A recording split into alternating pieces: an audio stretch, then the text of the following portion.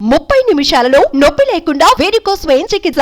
ఆవేశ hospital, Hyderabad. ప్రస్తుతం మనతో పాటు ఉన్నారు సీనియర్ పొలిటీషియన్ మోత్కుపల్లి నరసింహులు గారు. ఈ మధ్యన ఆయన ఒకరోజు దీక్ష చేసి ఆసుపత్రి పాలయ్యారు. ఎందుకు ఏంటి ఇప్పుడు ఎలా ఉన్నారు అన్ని ఆయన మాటల్లోనే ఒకసారి వినేద్దాం. సార్ నమస్తే. నమస్తే తల్లి, నమస్తే. ఎలా ఉంది హెల్త్? ఆరోగ్యం రోజు రోజు కొంచెం క్షీణిస్తా ఉంది. కారణం ఏంటంటే నాకు 70 years వచ్చినాయి. ఎన్టీ రామారావు చనిపోయినప్పుడు, ఆ మానవుడు చనిపోయినప్పుడు నా టెన్షన్ లో నాకు షుగర్ వచ్చింది. వాస్తవం ఇప్పుడు 28 years అయింది ఆయన చనిపోయి కూడా. ఆ డిసీజ్ ఏంటంటే అన్నిటికీ మూలం బాడీలో ఉన్న అన్ని ఆర్గన్స్ దెబ్బతీసే అది పెద్ద శత్రువు. అది ఎవడు మనల్ని కొట్టాల్సిన అవసరం లేదు, సంపాదించిన అవసరం లేదు. అది వస్తే చాలు ఆటోమేటిక్గా మనం డౌన్ అయిపోతాం. అది ప్రస్తుతం ఉన్నటువంటి పరిస్థితి. నేను ఇంత బాధపడిపోదు. నాకు ఏం అవసరం లేదు. నాకు ఎన్టీ రామారావు గారు అన్ని ఇచ్చిండ్రు, అన్ని చూసాను నేను.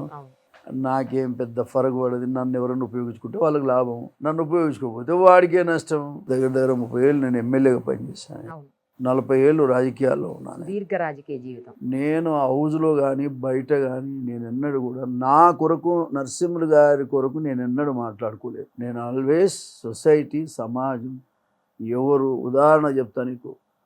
మాల కులస్తులు మన చుండూరులో, గుంటూరు దగ్గర పెద్ద ఎత్తున హింస చేశారు. అక్కడ ఉన్నటువంటి రేడ్లు చేస్తే సుమారు 20 మందిని ఊచకోత కూసి ఆ బ్యాగులలో కట్టి బావులు ఎక్కడ పడేశారు. అటువంటి ఇన్సిడెంట్ మీద మరి ఎవరు నోరిప్పలేను, ఒక్కనే మాట్లాడింది. నేను, కత్తి పద్మారావు. పాపం ఎన్ జనార్దన్ రెడ్డి ఏమాట కామాటే నేను మస్తుగా మాట్లాడినా. ఆయన చీఫ్ మినిస్టర్ మాట్లాడినా కూడా వాళ్ళు స్పోర్టివ్గా తీసుకున్నారు. చాలా చాలా మాట్లాడా ఆయన. నేను మా కులస్తులని, మా దళితులని ఇట్లా చేశారు అనేటువంటి ఆ మాట ఎందుకు చెప్తున్నా అంటే, నాకు కులం అంటే ఏదో నా సొంత కులం, మాదిగ కులం కాదు. దళితులంతా నా కులమే, పేదోళ్ళంతా కూడా నా కులమే. అసలు మంచోడల్లా నా మనిషే. That is my life. దీంట్లో భాగంగా నేను ఆమరణ నిరాహార దీక్ష చేశా. ఆ ఇష్యూలో అప్పుడు చచ్చిపోయింది మాలవాళ్ళు. నేను ఆమరణ నిరాహార దీక్ష హౌస్లో ప్రకటించా. అది కూడా అసలు హౌస్ నడవనీయలే నేను వారం రోజులు. అప్పుడు హౌస్లో నుంచి నన్ను తీసుకుపోయి అంబేద్కర్ విగ్రహం దగ్గర వేశారు. 6 days 7 days నేను అక్కడే ఉన్నా. నేను తిండి తిప్పలు లేకుండా. వ్యవస్థలో ఎక్కడన్నా లోపం జరిగితే అది తప్పు అని చెప్పి స్ట్రెచ్ చేస్తాను నేను. అందరూ ఏదో మాట వరుసకు మాట్లాడి వెళ్ళిపోతారు. అది కాదు పాయింట్. నేను స్ట్రెచ్ చేస్తాను దాని మీద న్యాయం జరగటానికి. అప్పుడు ఏమైంది, పివి నరసింహారావు మనకు నంద్యాల అనుకుంటాను ఎన్నిక. నంద్యాలలో ఆయన పిఎం అయినాక సీఎం గారు కూడా క్యాండిడేట్ను అప్పుడు ఏకగ్రీవం ఎన్నిక అనుకుంటా సార్. అయితే దాన్ని ప్రొటెస్ట్ కంటెస్ట్ చేశాను నేను అక్కడ. వీళ్ళు చచ్చిపోయినందుకు పివి నరసింహారావు మీద చేశాను. అంటే ప్రొటెస్ట్ కంటెస్ట్ అని చెప్పి చేశాను. ఇప్పుడు పివి నరసింహారావు జనార్దన్ రెడ్డితో మాట్లాడాడు. అరే అతను పోటీ చేస్తున్నాడు, ఒక ఎస్సీ అబ్బాయి, ఆ ఇష్యూస్ అన్నీ కూడా వీలైన కాడికి సాల్వ్ చేయమంటే అప్పుడు అక్కడ ప్రత్యేకమైన కోర్టు పెట్టడం అదంతా నడిచింది కదా. అది 18 ఏళ్ళ 20 ఏళ్ళు కొనసాగినట్లు. అవును, అక్కడ స్పెషల్ కోర్టు పెట్టడం, తర్వాత వాళ్ళకి కావాల్సినటువంటి ఫెసిలిటీస్ ఇవ్వడం, ఇవన్నీ ఆ డిమాండ్స్ అన్ని ఒప్పుకున్నారు. అప్పట్లో కత్తి పద్మారావు వాజ్ దేర్. నేను ఇవన్నీ చూసి విత్డ్రా చేసుకొని వచ్చిన.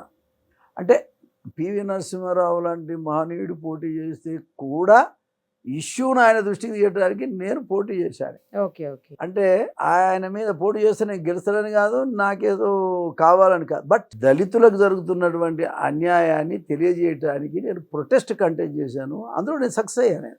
అప్పుడు పివి నరసింహారావు గారు స్వయంగా జనార్దన్ రెడ్డి గారితో మాట్లాడి ఆ సమస్యలు ఏదో పరిష్కారం చేశాను. అట్లా నేను ఏ సమస్య వచ్చినా నేను ఎప్పుడు కూడా వెనక్కి తగ్గలేదు. మాట్లాడాలి కాబట్టి మాట్లాడతాను. నేను నాకు వచ్చేది ఏం లేదు దాంట్లో. పర్సనల్ అయితే నాకు బెనిఫిట్ కోసం కాదు. నేనేమో ఈ రాష్ట్రంలో ఏదో ముఖ్యమంత్రిని అయ్యేది లేదు, నన్ను ఎవడు కానియడు కూడా. ఇష్యూ ఏమిటి, నేను ఒక దళితుడిగా, ఒక ప్రజాప్రతినిధిగా ఈ రాష్ట్రంలో ఎక్కడ ఏది జరిగినా మాట్లాడాలనేది నా కోరిక. మాట్లాడుతూ ఉంటాను నేను. ఇవాళ జరుగుతున్న పరిస్థితి ఏంటంటే, ఇప్పటికి చాలామంది నేను ముఖ్యమంత్రులను చూశాను. ఇప్పుడు మనం రెడ్డి ముఖ్యమంత్రులను చూస్తే కూడా నీకు చెన్నారెడ్డి ఉన్నారు, విజయభాస్కర్ రెడ్డి గారు ఉన్నారు, రాజశేఖర రెడ్డి గారు ఉన్నారు, నిద్రపల్లి జనార్దన్ రెడ్డి గారు ఉన్నారు. వీళ్ళందరూ ముఖ్యమంత్రులు ఉన్నారు. మిగతా వాళ్ళు కాక ఎన్టీ రామారావు మహనీయుడు, ఆయనను కూడా చూశాను. చంద్రబాబు నాయుడు గారిని చూశాను, కిరణ్ కుమార్ రెడ్డి గారిని కూడా చూశాను, మరి రోషయ్య గారిని చూశాను నేను. ఇంతమంది చూశాను. ప్రతి ముఖ్యమంత్రి గారు కూడా నేను డిబేట్లో పాల్గొనేది, వాళ్ళ దృష్టికి తెచ్చేది. ఐ క్రిటిసైజ్, ఏ లెవెల్ అయినా క్రిటిసైజ్ చేసి నేను బతికాను. నన్ను ఎవ్వరు కూడా ఒక పల్లెత్తు మాట అనలే. వాళ్ళందరికీ ధన్యవాదాలు. వాస్తవం చెప్తున్నా. నేను ఎస్సీ అయినప్పటికీ నన్ను ఎవ్వరు కూడా ఇట్లా ఎందుకు మాట్లాడుతున్నావు అని లేదు, నన్ను ఒక మాట అనలేదు. డెమోక్రటిక్గా అడుగుతున్నాడు అతను, న్యాయమే. అనేది చూశారు తప్ప నన్ను ఎప్పుడు ఎవరు ఒక మాట అన్నోళ్ళు కూడా కారు. నిజంగా కూడా నేను అదృష్టవంతుని. క్రిమినల్ పొలిటీషియన్స్ ఉంటే ప్రాబ్లమ్స్ వేరే వస్తాయి. డెమోక్రటిక్ పర్సన్స్ ఉంటే డిబేటబుల్ ఉంటుంది, చర్చిస్తారు, ఆలోచిస్తారు, తప్పు ఏదైనా జరిగితే సరి చేసుకుంటారు. ఆ కులస్తులు ఆ వర్గాలకు సంబంధించిన వాళ్ళు పిలిచి మాట్లాడతారు. ఇదంతా డెమోక్రాటిక్ ప్రాసెస్. ఇది ఏళ్ల తరబడిగా అనగదొక్కబడుతున్నటువంటి పేదవాళ్లకు రిజర్వేషన్ రాజ్యాంగపరంగా అంబేద్కర్ అనుకో ఆనాడున్న నాయకులు అనుకో వాళ్ళు త్యాగాలు చేసి కూడా మనకి ఇచ్చారు. అయితే ఒక్కొక్క రాష్ట్రంలో ఒక్కొక్క వాతావరణం ఉంది. ఇక్కడ తెలంగాణలో వచ్చేటప్పటికి మాదిగ కమ్యూనిటీ ఎక్కువ. మాదిగ కమ్యూనిటీ ఇక్కడ 80% ఉంది. దగ్గర 80 లక్షల మంది మాదిగాస్ ఉన్నారు రాష్ట్రంలో. 80 లక్షల మంది మాదిగలను పక్కన పెట్టి అసలు కులమే లేని వాళ్ళని తీసుకొచ్చి ఇప్పుడు నిలబెట్టారు ఎంపీ. ఎంతమంది ఉన్నారా సార్? 80 లక్షల మంది. Very predominant community. ఇప్పుడు ఈ కారణం ఏంటంటే మా జాతి వాళ్ళేమో అమాయకులు, ఊళ్ళలో పోయి పని చేసుకుంటారు వాళ్ళు. ఇప్పుడు కడగొట్టు బిడ్డలు అన్నట్టుగా మా జాతి అంతా కూడా చివరికి ఉన్నటువంటి వాళ్ళు డెవలప్మెంట్లో కానీ చదువులో కానీ దేంట్లో కూడా. ఎన్టీ రామారావు గారు వచ్చినాక ఈ మాదిగ కులస్తులు ఇంత బ్యాక్వర్డ్ ఉన్నారా? అప్పుడు అరుంధతీయులకే పెద్దపీట అని చెప్పాడు ఆయన. పెద్ద స్టేట్మెంట్ ఇచ్చాడు ఆ కాలం 82లో. అప్పటి నుంచి ఆయన ఏం చేశాడంటే మాలాంటి వాళ్ళందరినీ, చదువుకున్న వాళ్ళందరికీ టికెట్ ఇచ్చాడు. మాల కానీ మాదిగ కానీ ఎవరైనా కానీ చదువుకున్నోనికి ఇవ్వాలనేది ఆయన పాలసీ. అప్పటి నుంచి చదువు రానోళ్ళు బయలుగా జీతాలు ఉండే వాళ్ళని తీసుకొచ్చి పెట్టేవాళ్ళు ఈ పటేన్లు తెలంగాణలో. అక్కడైనా సరే ఆంధ్రలో ఎవరో భూస్వామి ఉంటే అక్కడికి వెళ్ళి అలా కూలి తీసుకొని తెచ్చి పెట్టేవాళ్ళు. ఎన్టీ రామారావు గారు దానికి పులి స్టాప్ పెట్టి చదువుకున్న వాడికే టికెట్ ఇవ్వాలనేది పెట్టాడు. మాదిగలను కూడా ఈక్వల్గా మాలలతో సమానంగా పెంచాడు. పాప మహనీయుడు ఆయనే పెంచాడు. పెంచినప్పటి నుంచి కొంచెం రాజకీయంగా మేము ఎదుగుతూ వస్తున్నాం. రకరకాలుగా అందరూ నడుస్తూ ఉంది. రిజర్వేషన్ అనేది పాటిస్తున్నారు కాబట్టి దాంట్లో ఎవరో ఒకరు ఉండాలి, ఎవరో ఒకరు ఉంటారు. దాంట్లో భాగంగా మెరుగైన సొసైటీ కింద నడుస్తూ ఉంది. ఇప్పుడు రేవంత్ రెడ్డి గారు ముఖ్యమంత్రి అయ్యారు. పాలిటిక్స్లో ఎట్లా ఉంటుందంటే ఏ సమస్య మీద ఎప్పుడు మాట్లాడాలనో అప్పుడు మాట్లాడుతూ ఉంటాం మనం సహజంగా. ఇక ఆయన ముఖ్యమంత్రి కావాలని నేను కేసీఆర్ గారు ఆయన పరిపాలన, ఆయన విధానం మరి కొంత నచ్చక ఎంత డిక్టేటర్షిప్ ఉన్నది అనే ఒక అభిప్రాయం అందరికి వచ్చింది, నాకు కూడా వచ్చింది. నేను మనకేమున్నా ఏం లేకపోయినా మనం అందులో చంద్రబాబు నాయుడు గారిని అరెస్ట్ చేశారు. ఆయన అరెస్ట్ చేస్తే ఒక అన్నగా కోపాలు ఎన్నన్నా ఉండొచ్చు, ఆయన మీద కూడా నాకు కోపం ఉంది. కానీ కోపం ఎంతున్నా ఒక అన్నగా ఒక 20 ఏళ్ళు 30 ఏళ్ళు కలిసి ఉన్న వాళ్ళంగా ఆయన తీసుకుపోయి జైల్లో పెడితే నేను భరించపోయాను. చంద్రశేఖరరావు గారు దాన్ని ఖండిస్తాడేమంటే ఆయన ఖండిస్తాడు. ఈ ఖండించకపోవడం వల్ల నాకు చాలా కోపం వచ్చింది. నేను కేసీఆర్ నువ్వు ఖండించాల్సిందే, ఎందుకు ఖండిస్తలేవు, నువ్వు మంచిది కాదు కదా, ఒక పెద్ద మనిషిని తీసుకుపోయి జైల్లో పెడతారా, ఇది మంచి పద్ధతి కాదు అని బ్రహ్మాండంగా నేను ఖండించినని బాగా వైరల్ కూడా అయింది. చాలా బాగా మెసేజ్ వెళ్ళింది. వెళ్ళటమే కాక ఇక అప్పుడు ఎన్నికలు వస్తున్నాయి. ఇక మళ్ళీ తెలుగుదేశం పార్టీ ఏం లేదు కదా.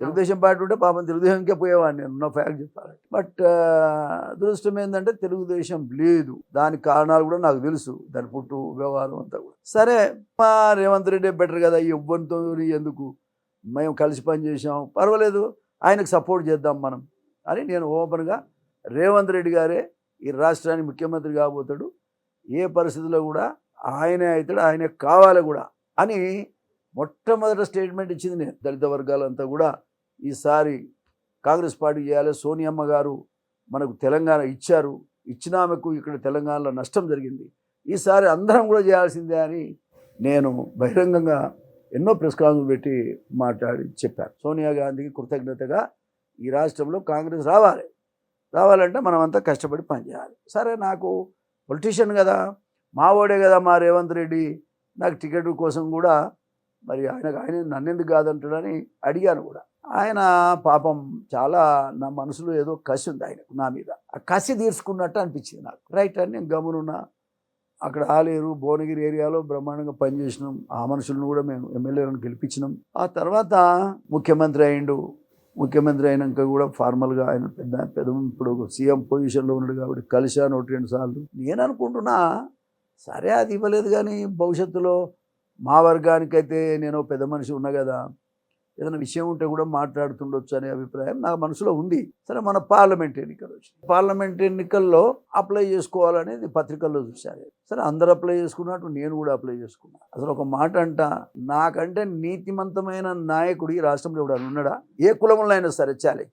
నాకంటే ప్రజల కోసం బతికేటువంటి వ్యక్తి ఎవరైనా ఉన్నారా చూపెట్టండి. కానీ డబ్బులు లేవు, కులం లేదు. డబ్బులు లేవు, కులం లేదు, కాబట్టి నేను అక్కర్లేదన్నట్టు కనబడతా ఉంది. రైట్, నాకు సంతోషం. ఇంకొక విషయం ఏంటంటే, రేవంత్ రెడ్డిని ఎప్పుడైనా పోవచ్చు, ఏ విషయంలో అయినా మాట్లాడవచ్చు, ఏదైనా మా జాతరకు ఉపయోగపడే పనులన్నా చేపిద్దాం అన్నట్టుగా ఉన్న నేను నాకు వచ్చేది రాని దాని గురించి నేను పట్టించుకోలే. వాస్తవం నాకేం అభ్యంతరం లేదు. కానీ అక్కడ సంపత్ అన్నారు, ఇక్కడ సాంబయ్య అనేటువంటి తమ్ముని పేరు చెప్పారు, మాదిగ కులస్తులు. తర్వాత అక్కడ పెద్దపల్లిలో ఒకళ్ళిద్దరు మాదిగ, ఒక ఆమె రాధిక అనే ఒక లేడీ, బాగా ఇంటలెక్చువల్ ఆమె, తర్వాత ఒక ప్రసాద్ అనేటువంటి తమ్ముడు, ఇంకొక సురేందర్ అనే ఒక తమ్ముడు ఉన్నారు. అక్కడ 75 సంవత్సరాల నుంచి 70% ఉన్న మాదిగలకు ఒక్కరోజు కూడా పోటీ చేసే అవకాశం లేదు. అక్కడ చాలా దుర్మార్గం. మన వెంకటస్వామి కుటుంబం వాళ్ళే ఇప్పుడు చూడు, 2 అన్నదమ్ములు, కొడుకు. ఒక కుటుంబానికి 3 ఇస్తారా? ఒక కుటుంబానికి బట్టి విక్రమార్క, మల్లు రవి, మల్లు రవి ఇద్దరికి ఇచ్చారు. బట్టి గారు కూడా మీ సామాజిక వర్గం కాదు, మాలలో కూడా ఉపకులం ఆయన, మాల కులం. అదే కదా పంచాయతీ, మాల మాదిగా ఈ పంచాయతీ. వాళ్ళకు బతకటానికి ఏదో ఒకటి ఇచ్చారు తప్పలేదు, వీళ్ళు బతకడానికి ఏదో ఇచ్చారు తప్పలేదు. కానీ ఒక్కొక్క కుటుంబంలో 2 ఇచ్చుకుంటా 3 ఇస్తారు. 80 లక్షలు ఉన్న మాదిగలకు ఒక్క సీట్ రాదా? ఒక్క సీటు 2 ఇచ్చిండు. ఇప్పుడు కేసీఆర్ పోయినసారి కూడా 2 ఇచ్చిండు, ఈసారి కూడా 2 ఇచ్చిండు. నాగర్ కర్నూలు ఇచ్చిండు, వరంగల్ ఇచ్చిండు. బీజేపీ కూడా నాగర్ కర్నూలు ఇచ్చింది, వరంగల్ ఇచ్చింది. ఇంకా కంటోన్మెంట్లో కూడా మాదిగోళ్ళకే ఇచ్చారు. ఎవరు? బీజేపీ. అరే, రేవంత్ రెడ్డి సామాజిక న్యాయం తెలవకపోవచ్చునా, ఈ వ్యవస్థ గురించి తెలవకపోవచ్చునా? ఇంత పెద్ద కులానికి ఒక్క సీటు ఇవ్వకుండా ఇంత విమర్శలు ఎదుర్కోవాల్సిన అవసరమే ఉంది. అందుకేనా దీక్షకు దిగింది? ముఖ్యమంత్రి గారు దృష్టికి రావాలంటే కనీసం మోతుకు వెళ్ళాల్సినోడు దీక్షన్న చేద్దాం. నాకు గత 10-15 రోజుల నుంచి అయితే నిద్ర పడతలేదు, తిండి తినలేదు. కారణం ఏంటి? అరే, మొత్తం కులానికే రాలేదు అని ఆశ్చర్యం. మరి నేను 70 ఏళ్ళ పెద్ద మనిషిని, 6 సార్లు గెలిచాను, ఇండిపెండెంట్గా కూడా గెలిచాను, రాష్ట్రంలో పేరుంది.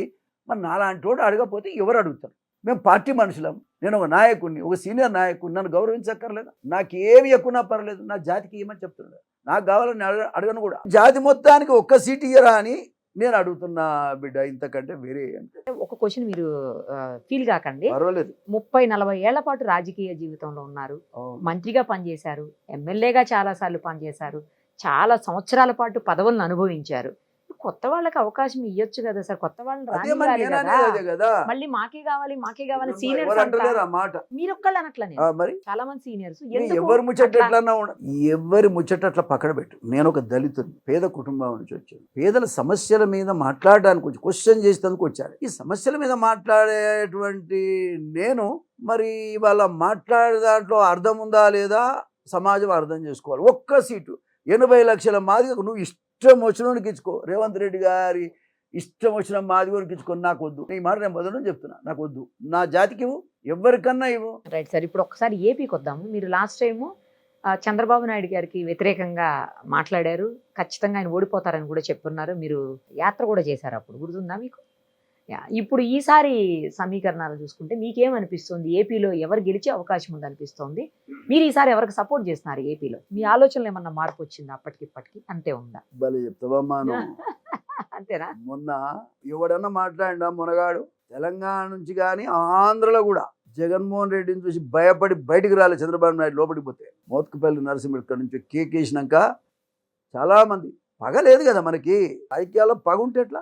నాకు పగలేదు ఆయన మీద, ఆయన నాకు అన్యాయం చేశాడు, అది అంతవరకు కరెక్ట్. కానీ మరి 20 ఏళ్ళ నుంచి ఆ పార్టీలో పనిచేసినటువంటి, 30 ఏళ్ళ నుంచి పనిచేసినటువంటి ఆ పార్టీలో ఆ పెద్ద మనిషి జైలుకు పోతుంటే స్పందించకుండా ఎట్లుంటాం?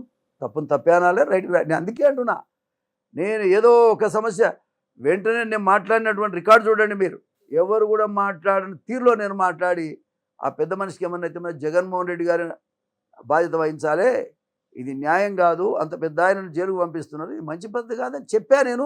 నాకు బెదిరింపు కాల్స్ కూడా వచ్చినాయి ఆంధ్ర నుంచి. అవునా? బెదిరింపు నువ్వెవరు అని. అంటే నేనేమంటున్నా అంటే, తప్పేంది రైట్ ఏంది అనేది మాట్లాడడం చేతగానప్పుడు వాడు రాజకీయం చేయడం కూడా అనవసరం. నష్టం రావచ్చు, నాకు పదవులు రాకపోవచ్చు. ఈసారి మీ సపోర్ట్ ఎవరికి మరి ఆంధ్రాలో? ఈసారి నేను కాంగ్రెస్ పార్టీలో ఉన్నా కదా. కాంగ్రెస్కేనా? లేకపోతే మీకు ఎంతో ఇష్టమైన మీ అన్నగారితో సమానమైనటువంటి చంద్రబాబు గారికా? ఎవరికి? ఇప్పుడు నేను ఒక మాటలో చెప్పాలంటే చంద్రబాబు నాయుడు కూడా గతంలో కొన్ని తప్పులు చేశాడు. ఆయన ఇక్కడ పార్టీ విషయంలో కూడా తప్పు చేశాడు. ఆ బాధ ఎప్పుడూ ఉంటుంది. కానీ ఆ జెండా, ఆ నాయకుడిని కాపాడుకోవాల్సిన అవసరం కూడా ఉంది. మనకేమీ పాలిపగ లేదు. అక్కడ వాస్తవంగా చెప్పాలంటే జగన్మోహన్ రెడ్డి గారు బాగా చేస్తాడేమో అనుకున్నాను నేను. వాస్తవంగా నేను పోయినసారి సపోర్ట్ చేసినమాట వాస్తవం. చాలా పెద్ద ఎత్తున క్యాంపెయిన్ చేశాడు. సుధాకర్ అని ఒక ఎస్సీ డాక్టర్ కరోనా టైంలో మాస్క్ లేదు అన్నందుకు అతన్ని బజార్లో వేసి కొట్టి, పోలీసులే కొట్టి, అసలు మెంటల్ హాస్పిటల్ తీసుకుపోయి రకరకాల హింసించి చంపారు డాక్టర్. పాపం మాకు తెలిసిన ఆయన అల్లుడు ఆయన. చాలా బాధాకరం. తర్వాత ఇప్పుడు ఇంకొకడు ఎమ్మెల్సీ ఉన్నాడు చూడు, చంపిండు డ్రైవర్ను, అనంతబాబు అనేటువంటి ఎమ్మెల్సీ. వాడు చంపితే పార్టీ నుంచి తీసేయాలి, వాడి మీద యాక్షన్ తీసుకోవాలి. అది వదిలేసి వాడు డ్రైవర్ను ఎస్సీ అతన్ని చంపి తీసుకొచ్చి మూటగట్టి ఇంటికాడ పడేసినోడిని ఇవాళ తిరిగి పార్టీలో చేర్చుకుని ఆయన పార్టీలో ఆయన పక్కనే కూర్చుంటాడు ఆయన. అంటే ప్రభుత్వం అనేది ఎవరి కోసం పనిచేస్తుంది, ఎట్లా పనిచేస్తుంది మనం చూస్తాం. ఒకసారి అన్నమంతా పిసికి చూడం కదా. చూస్తే అరే Chandrababu Naidu is not a criminal. వ్యక్తులకు కొంతమందికి అన్యాయం జరగవచ్చు, అది వేరే విషయం. అది ఏదైనా పనులు కూడా ఎక్కడైనా కాలేకపోవచ్చు. కానీ ఆయనను కొట్టు ఆయన మీద కసి తీసుకో, ఈయన మీద అట్లా టైపు కాదు చంద్రబాబు నాయుడు. అడ్మినిస్ట్రేషన్లో ఆయన మించిన వాళ్ళు లేడు. ఇప్పుడు ఆ క్యాపిటల్ లేకుండా భారతదేశం ఏదన్నా ఉందా? క్యాపిటల్ లేకుండా పరిపాలన మన జగన్మోహన్ రెడ్డి గారిది నడుస్తుంది. అది ఏమి క్యాంపెయినో ఆయనది నేను చూస్తుంటే నవ్వు వస్తుంది. నాకు ఇష్యూ ఏమిటంటే ప్రజలు నిజంగా ఆలోచన చేయాలి. దళితులు కానీ పేద వర్గాలు కానీ ఆలోచన చేయాలి. ఎక్కువ బాధ ఏంటంటే ఎస్సీలను చంపారు, అది విషయం. అరే వాళ్ళ చిన్న ఆయనను చంపితే పట్టుకోకపోతే ఇంకా ఆయన ఏమి ముఖ్యమంత్రి? ఎవరు దాంట్లో నేరస్తుడు ఎవరు ఇంతవరకు వెళ్ళే? మేము కాదంటారు. అలా చెల్లె అంటుంది ఇప్పుడు షర్మిలమ్మ, మా అన్నే జగన్ గారే చేస్తున్నారు, ఆయనే క్రిమినల్స్ అందరినీ ప్రొటెక్ట్ చేస్తున్నారనే మాట. ఈవెన్ వివేకానంద రెడ్డి గారి బిడ్డ సునీతమ్మ గారు కూడా చెప్తున్నారు, షర్మిలమ్మ గారు చెప్తున్నారు, ఆడపిల్లల పాపం తిరుగుతున్నారు. నేనేమంటా అంటే వాస్తవంగా జగన్మోహన్ రెడ్డి గారు దాని మీద క్లారిటీ ఇవ్వాల్సిన అవసరం. ఎన్నడూ మాట్లాడలేదు దాని గురించి ఆయన. ప్రజలు ఏమనుకోవాలి మరి? కాబట్టి ఒక క్రిమినల్ స్టేట్గా మారిపోయింది. అది దాన్ని సరి చేయాలంటే మళ్ళీ చంద్రబాబు ఉంటేనే బెస్టు, లేదంటే మా షర్మిలమ్మ చేతికి వచ్చినా బెస్టే. మా నాయకురాలు, కాంగ్రెస్ పార్టీ నాయకురాలు జగన్మోహన్ రెడ్డి గారికి అక్కడ పరిపాలన చేసే అర్హత లేదు. ఎందుకంటే రియలైజేషన్ లేదు. ఆయన ఒక క్రిస్టియన్, పశ్చాత్తాపడాలి. ఉదయం తప్పు జరిగితే సాయంత్రం వరకు సరి చేసుకోవాలని బైబిల్ చెప్తుంది. ఎక్కడ సరి చేసుకున్నట్లేదు. అంటే ఇంక రాబోయే కాలంలో చిన్న ఆయనను చంపారు, దళితులందరినీ ఉచకోతకొస్తున్నారు, మరి ఎవరినంటే అనే బెదిరిస్తున్నారు, తంతున్నారు, కొడుతున్నారని ఒక రౌడీ రాజ్యంలాగా అది కొనసాగుతూ ఉంది. ఇది మంచి పద్ధతి కాదు కదా. ఎన్నడూ కూడా చంద్రబాబు నాయుడు గారి చరిత్రలో ఒకరిని కొట్టు ఒకరిని తిట్టు అనేటువంటి ఆలోచన అయితే ఎన్నడూ నేను చూడలేదు. ఆయన పాపం ఏమాట కామాట. కాబట్టి ప్రజలు కూడా తప్పకుండా ఈసారి ఆలోచిస్తారని నేను. మీరేమన్నా ప్రచారానికి వెళ్ళే అవకాశం ఉందా మీ కాంగ్రెస్ పార్టీ తరఫు నుంచి అక్కడకు? నేను అంత పెద్దోని కాదు కదమ్మా. అంటే గతంలో కూడా మీరు బాగా సపోర్ట్ చేశారు కదా. ఆ సిచ్యువేషన్ అట్లాంటిది, ఏం చేయాలో చెప్పు. నాలాంటి ఒక దళితుణ్ణి ఏ పరిస్థితుల్లో కూడా గెలిచి రాజకీయాలు చేస్తున్న నన్ను అందరు తొక్కేశారు. ఫలానాయన అనేది కాదు. ఒక ఎన్టీ రామారావు దయ వల్ల నేను బతికాను రాజకీయాల్లో. కానీ ఎవరు కూడా నన్ను నా నీతిని బట్టి కానీ, నా నిజాయితీని బట్టి కానీ, నా వర్క్మెన్షిప్ని బట్టి కానీ దేన్ని కూడా కారణం బికాస్ ఐఎమ్ ఎ దళిత్, ఒక మాదిగ కులస్తుంది. అదే రీజన్ అండి కేవలం? అది ఒక్కటే రీజన్. రైట్ సార్, చూద్దాం ఏం జరుగుతుందో ఏపీలో. Thank you sir. సుమన్ టీవీలో మీ పర్సనల్ అండ్ బిజినెస్ ప్రమోషన్స్ కోసం కింది నెంబర్కి కాంటాక్ట్ చేయండి.